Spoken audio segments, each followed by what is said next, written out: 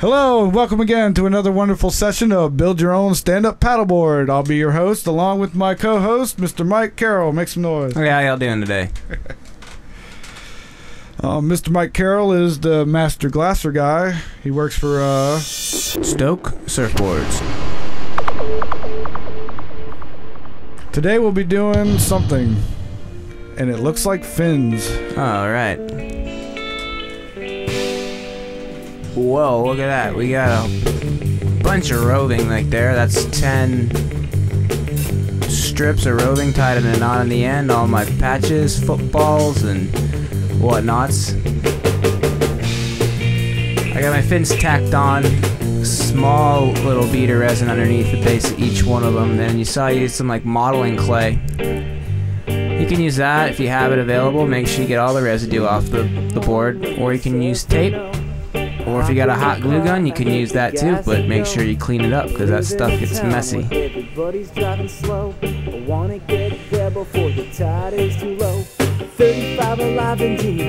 Waiting to fire off the bucket.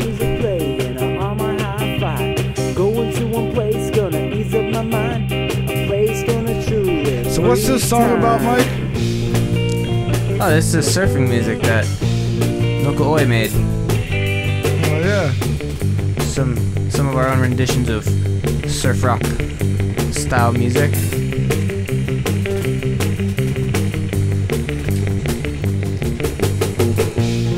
Just making sure I get everything nice and clean, get all the little residual out of the way, because I don't want that crap in there. So is it better to have a helper sometimes? Absolutely. You can double check my mistakes. You got our fin set up. Now what I'm doing is wetting out all my patches that I've made. I have a piece of masking paper below it to keep the resin off the board. My little staged working area, and get everything good and wet. And then we'll lay it up on the fins here in a minute. But first we got to get all this stuff good and saturated. Saturation is a key, right? Yeah. Each shape has a specific purpose. Some are smaller to fit the smaller fins, some are bigger to fit the bigger fin. The oblong shapes are just to fill in the base, give the base a little more strength. And the full-size patches go over the entire fin. Really tie it all together.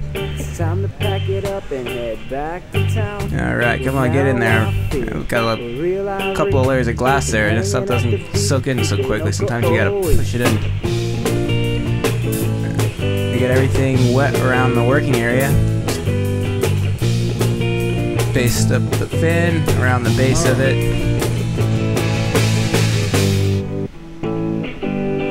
You know, I think something, I'm not sure if we got it on video or not, was the wiping everything down with acetone. Yeah, that's important. Always want to work on a clean surface. Look at those fins, James. You did a hell of a job. I like that bead right around the edge. Thanks. Now when you run over some little kid, you cut them right open. Hey, the great thing is if the fin breaks, it'll float. There you go. Now, I love this technique out of most of it because I've had such a hard time trying to get roving into the damn bucket. I'm twisting it. That's just sick. Then go to Surf Central and buy a t-shirt. You twist it down, spiraling it as it goes down. Get it nice and soaking wet. And then wring it out here in a second. Big buckets, folks. Big bucket makes the job easier. Yep, It also makes you waste a lot of resin, which is not so good. Those little pint buckets, man.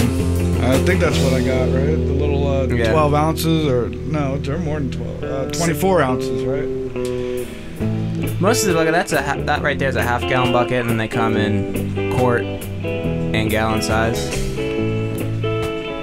So it makes it easy to kind of measure your amount of resin you're going to use.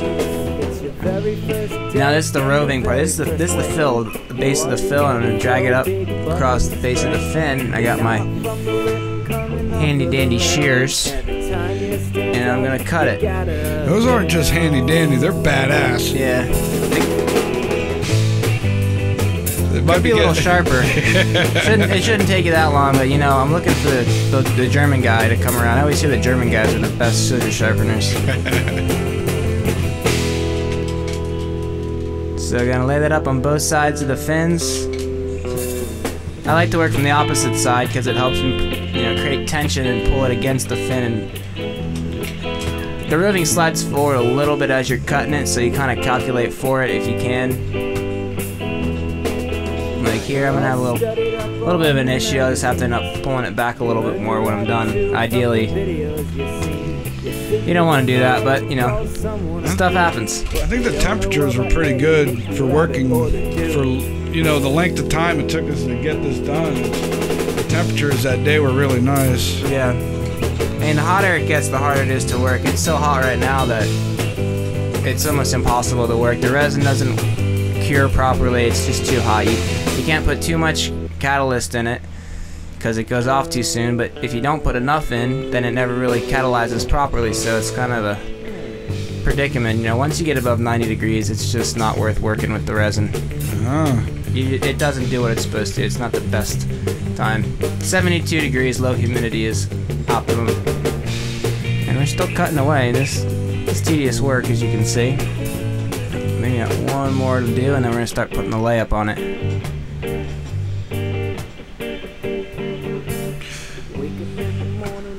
I've seen a lot of stuff, and this is pretty cool shit right here, man. I'm just pulling out my pieces of roving so that they go forward. I start with my smallest patches, my base patches. Squeezing out some excess resin. There's going to be a lot of resin there. Most important thing is getting it laid up, getting everything set, and then coming back, you'll see we're going to take out all the excess, but not too much. There's got a little bit of resin left in there. Otherwise, you're going to have air bubbles. And nobody wants air bubbles in their lamination. Yeah, it might make the board float a little bit better, but yeah.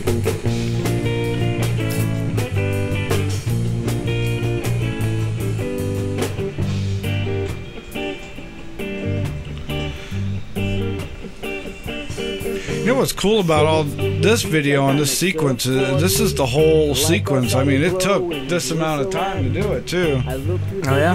Yeah. We're in real time here. Yeah, pretty much. Very little cutting as far as the clips. You know, when I do this, sometimes I'll wear, I think I probably was wearing 2 pairs of gloves for the first part of it when I was working with the roving, and it gets real messy when you got that, so you just wear 2 pairs and rip 1 pair off so you got a cleaner set, because it sometimes gets difficult when you're working with wet gloves to really get a hand on things. Tricks of the trade from Mr. Mike Karol. Giving it all away, you guys. Yeah. So once in a chance, lifetime opportunity to learn from a master glasser. I don't know about a master, but there are not too many guys here in the United States anymore building surfboards. It's all going over to China. It's a dying trade around here. Now I'm just squeezing out the excess in the fill. Got my squeegee here. I'm gonna use the crisp edge. There's a beveled edge and a crisp edge. I'm gonna use the crisp edge. Not too much pressure, just enough to get the excess out and keep a little bit wet.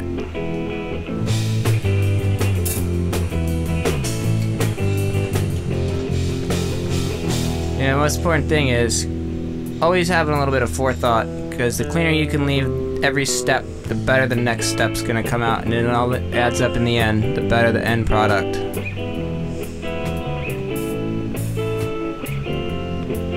I guess it's a good thought. Don't get too much in a rush, right? You know, everything's steps. Everything's in the, yeah, step by step, but within the steps you gotta know you're committed with that resin, so it's like pulling a trick, going and hitting the lip. You're committed. You hit that bottom turn, and you got to come up, and you got to be committed. And otherwise, you gotta see the maneuver completed before you do it, so it works out perfectly. And that's a lot of what you're doing here, working with this stuff.